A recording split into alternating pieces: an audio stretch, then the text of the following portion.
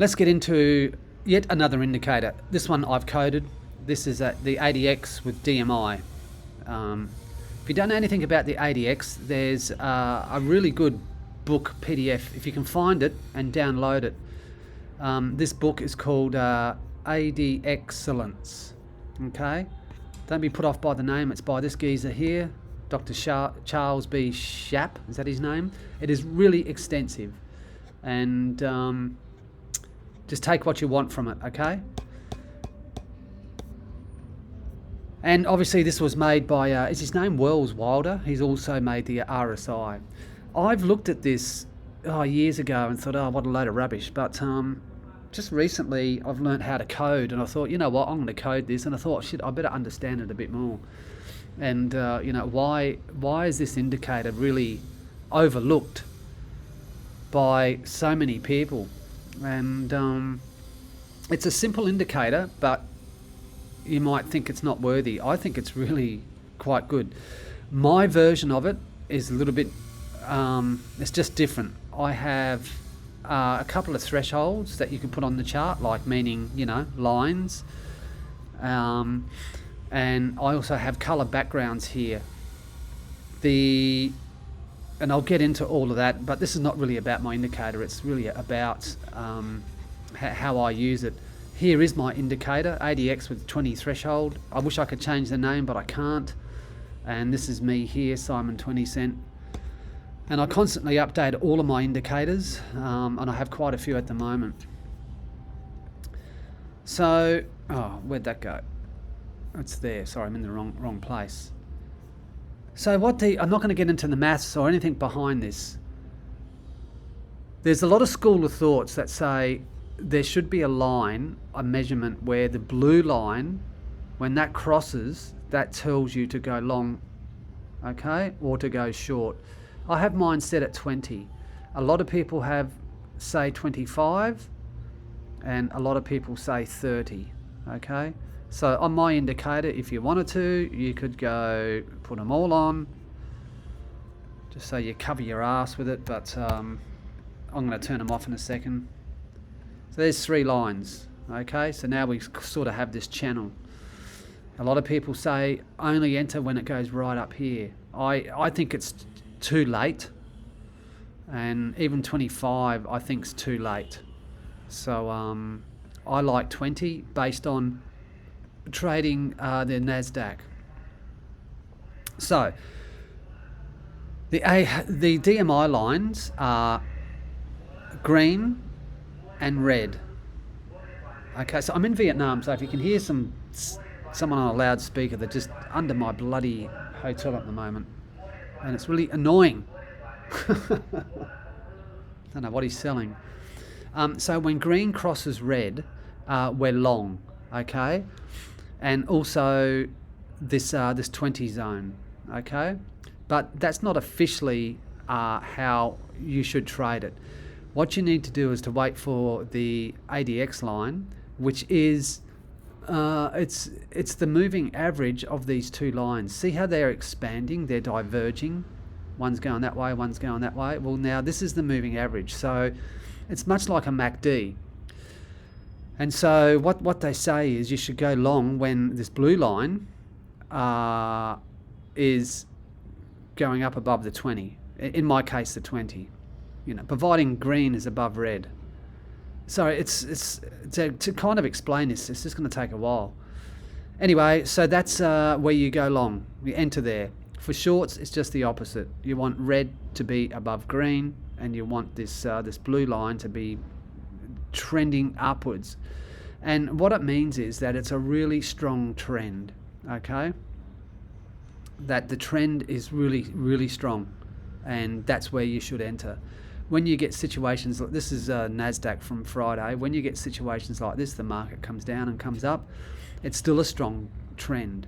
Now, this blue line is really laggy. It's probably quite possibly the laggiest thing I've ever seen.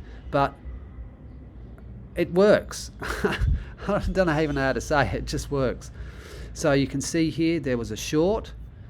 When everything's going above, we go short. When everything's going above, we go long. So you can see here this this red line suddenly just darted down as price came up, and this green line darted up, and the crossover of these two was here, and your entry would have been, well, this is when you become more experienced. If you see this, you might decide to go in earlier, okay? And then when we get down into this position where these DMI lines are starting to, you know, they're not doing anything, and this blue line's under the 20, well, it's consolidation and it's crap, you don't trade it. Now on my indicator, I have it set, you can see the colors in the background here. When it's this this sort of yellow color, it means that the ADX is below this threshold of 20. No trades. When it turns blue, okay, we have a trade on. And so you can just sit back and just don't do anything until you see blue. This is the reason I've done this, so you're not sitting here micro analyzing, oh, is it up, is it down, oh man, oh, what the fuck's it doing? It's color coded. You can change the colors just back in here. You have to play around with this indicator, okay? It's just color coded. You need to go back test this and forward test this yourself and see whether it works for you. Give it some time, analyze lots of different time frames. This is currently a 15-minute, and just see how it works for you. For me, I'm just after 1 or 2 trades a day. I really don't want to sit here and micro analyze every friggin' bar. Is it up? Is it down? Is it up? Is it down? You know, I'm trying to spend less time at the charts but more quality time. Now, what you can do also, I have on the chart itself, I have an 8 and a 15 EMA. You don't have to have this. This is another one of my indicators. I have an 8 and a 15 EMA, and I also have a MACD, an 8 and a 15 MACD. Okay, so to strengthen your concept in all of this move, if you don't trust this ADX DMI, here's is price under the moving averages. Yes. Oh, sorry, the MACD settings are 8, 15 and 5. Okay, so everything ties in. So here you can see the MACD's under, price is under, and the ADX DMI is rising. Enter a trade. And you'll just find this everywhere you go when these setups happen. They all happen and coincide together. This is the way that, and if it doesn't, if something is out of whack, there are no trades. So this is a 15-minute chart. So now what you can do is, I like smaller time frames. Okay, I find the larger time frames has too much risk to it, meaning bigger bars. I believe you need a bigger bank. I like the smaller charts. I trade predominantly micro contracts. Okay, if I had $1 million, I probably would still do this and trade micro contracts. So when we see this setup happening on a larger time frame, I currently have a 15 on the left and a 2 on the right hand side. You can do whatever you want. When we see these setups, I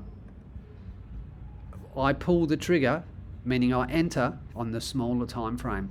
And you might even find, after a lot of back testing and forward testing, that you can actually get in quicker based on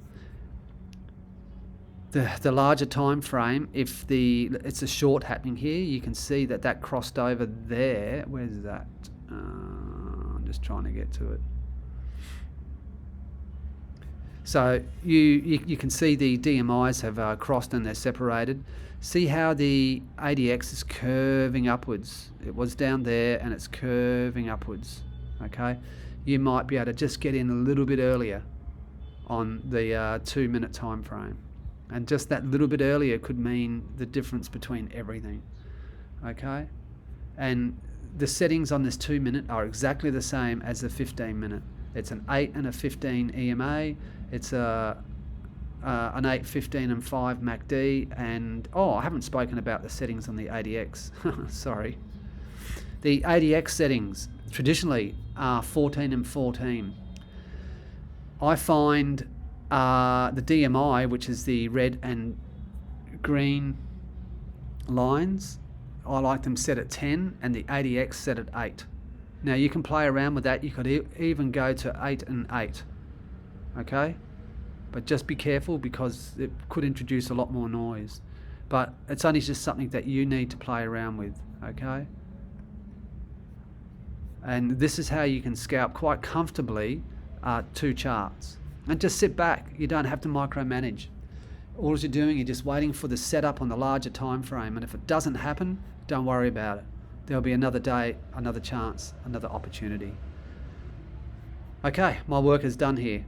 Oh, I just want to say, the 2-minute chart is full of noise. Look at it.